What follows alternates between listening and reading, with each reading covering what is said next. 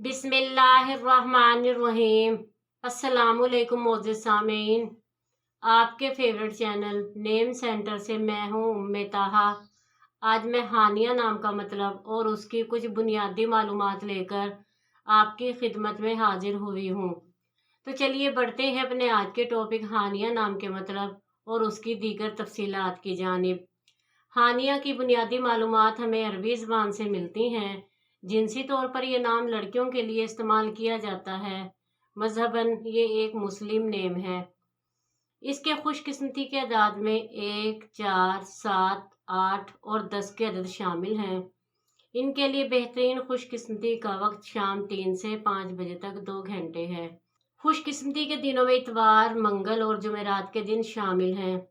अगर बात की जाए इनकी ज़िंदगी में पाई जाने वाली खसूसियात की, तो ये लीडर बनना चाहती हैं। ये चाहती हैं कि लोग इनके पीछे चलें। इनको लोगों का हीरो बनना बहुत पसंद है।